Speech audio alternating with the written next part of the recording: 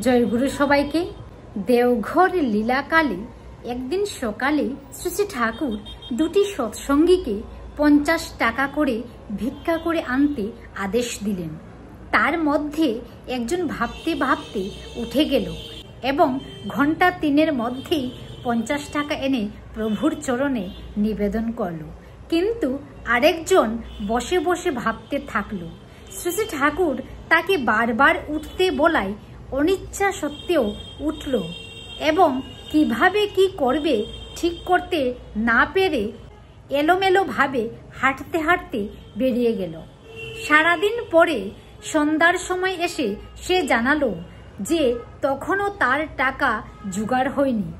তখন শ্রী শ্রী ঠাকুর প্রথম ব্যক্তির কথা উল্লেখ করে বললেন, ও যে আমার কথা শুনে দেরি না করে উঠল, হাঁটল, তাতেই ও পেরে গেল, আর তুই চেষ্টাই করলি না, তাই মোটর সেন্সরির কোঅর্ডিনেশন আর হলো না।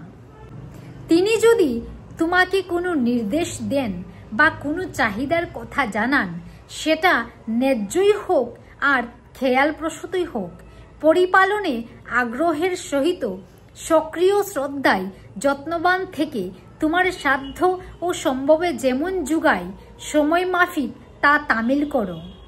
ওই পরিপালনী যত্ন বা সক্রিয় আকর্ষণ গ্রহ নিগ্রহ আক্রমণ হতে রেহাই দেবে।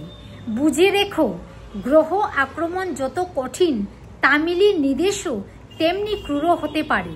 আর মনে রেখো, ওই নির্দেশ সাধারণত তোমারই প্রয়োজনে, তার নয়। তুমি যত ভার দিয়েছ সে ভার করিয়া দিয়েছ সোজা, আমি যত ভার জমিয়ে তুলেছি সকলই হয়েছে বোঝা। জয় গুরু।